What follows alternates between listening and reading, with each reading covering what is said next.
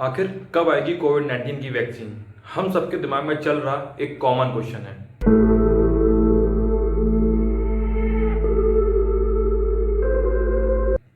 नमस्कार दोस्तों, स्वागत है आपके अपने YouTube चैनल प्रियदर्शी प्लैनेट पर। आज हम बात करेंगे कि कोविड-19 की वैक्सीन मार्केट में कब आएगी। लेकिन उससे पहले हम ये जान लेते हैं कि कोई भी वैक्सीन बनती कैसे है। दोस्तों, जब भी कोई वैक्सीन बनती है तो उसके कई सारे ट्रायल्स होते हैं। फिर उसके बाद कुछ ह्यूमन ट्रायल्स होते हैं। ह्यूमन ट्रायल्स 3 स्टेजेस में होते हैं।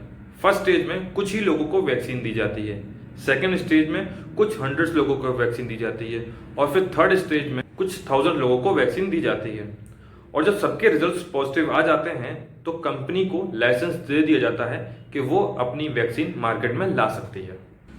दोस्तों, ज़्यादातर देश अपने अपने देश में कोविड-19 की वैक्सीन बनाने में लगे हुए हैं, जिसमें इंडिया का भी नाम शामिल है। और कुछ वैक्सीन ऐसी हैं जो अपने ह्यूमन ट्रायल्स के लास्ट स्टेज पर पहुंच चुकी हैं। लेकिन जो सबसे आगे चल रही है वो है यूएसए की कंपनी मॉडर्ना के द्वारा बनाई गई वैक्सीन और दूसरी है जर्मनी के द्वारा बनाई गई वैक्सीन फाइजर। दोस्तों, बात करते हैं मॉडर्ना की। तो मॉडर्ना के फेज 3 के ट्रायल जुलाई में शुरू हुए थे, जिसमें 30,000 वॉलंटियरों ने पार्टिसिपेट किया था और जिसकी रिपोर्ट 16 नवंबर को आई और जिसमें पता चला कि ये वैक्सीन 94.5% इफेक्टिव है। वहीं बात करें फाइजर की, तो फाइजर के फेज 3 के ट्रायल में 43,000 लोगों ने पार्टिसिपेट किया था और जिसकी रिपोर्ट से पता चला है कि ये वैक्सीन 95% इफेक्टिव है। लेकिन 65 के अबव एज वालों में ये 94% इफेक्टिव है। दोस्तों, इन वैक्सीन के साथ एक प्रॉब्लम है और वो प्रॉब्लम ये है कि इन वैक्सीन को स्टोर करने के लिए -70 डिग्री सेल्सियस टेम्परेचर चाहिए और इंडिया में अभी तक -40 डिग्री सेल्सियस टेम्परेचर तक स्टोर करने की फैसिलिटी है। कोशिश ये की जा रही है कि इन वैक्सीन को स्टोर करने के लिए -30 डिग्री सेल्सियस के टेम्परेचर के आसपास लाया जा सके, जिससे कि इस वैक्सीन को स्टोर करने के साथ साथ इंपोर्ट और एक्सपोर्ट करने में आसानी हो सके। खबर ये आ रही है कि भारत सरकार ने भी -70 डिग्री सेल्सियस पर स्टोर करने की फैसिलिटी को बनाने के लिए तैयारी शुरू कर दी है। दोस्तों, अब बात करते हैं कि इन वैक्सीन का क्या कोई साइड इफेक्ट है।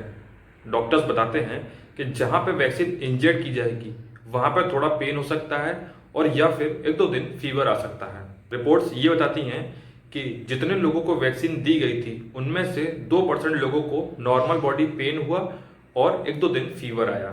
तो दोस्तों, सवाल ये उठता है कि वैक्सीन तैयार हो जाने के बाद, कंपनी को लाइसेंस मिल जाने के बाद में सबसे पहले वैक्सीन किसे मिलेगी। तो दोस्तों, मैं आपको बता देता हूँ कि कुछ देश उन कंपनियों से एडवांस परचेज कमिटमेंट कर देते हैं जो वैक्सीन बना रही हैं। इसका मतलब वो कुछ पैसा उन कंपनियों को दे देती हैं जो वैक्सीन बना रही होती हैं और उनको बता देती हैं कि अगर आपकी कंपनी को लाइसेंस मिल जाता है तो हम आपसे इतने डोजेस लेंगे। इसे बोलते हैं एडवांस परचेज कमिटमेंट। यूएसए ने 800 मिलियन डोजेस की कमिटमेंट कर दी है उन कंपनियों से जो वैक्सीन बना रही हैं। ये एक रिस्क होता है जो कंट्रियां लेती हैं अपनी सिटीजन्स के लिए। वहीं इंडिया की बात करें तो इंडिया ग्लोबली 40% वैक्सीन्स मैन्युफैक्चर करता है। तो चांसेस ये हैं कि वैक्सीन जब बनेगी तो इंडिया में ज़रूर बनेगी और इंडिया को सप्लाई ज़रूर मिलेगा। और उम्मीद ये की जा रही है कि इन कंपनियों को दिसंबर तक लाइसेंस दे दिया जाएगा और गवर्नमेंट इन कंपनियों से वैक्सीन खरीदने के बाद में अपने सिटीजन्स को फ्री में इंजेक्ट करेगी। दोस्तों, लास्ट में सवाल ये उठता है कि वैक्सीन आ जाने के बाद में सबसे पहले वैक्सीन बुजुर्गों को दी जाए या फिर नौजवानों को। अगर बुजुर्गों को देते हैं तो आर्ग्यू ये उठता है कि नौजवान बाहर ज़्यादा निकलता है, पब्लिक मीटिंग ज़्यादा करता है, जिससे वायरस के स्प्रेड होने के चांसेस ज़्यादा रहते हैं। और अगर वहीं बुजुर्गों को देते हैं तो उनकी लाइफ की सिक्योरिटी ज़्यादा होती है। इसमें आपकी क्या राय है? कमेंट बॉक्स में कमेंट करके जरूर बताएं।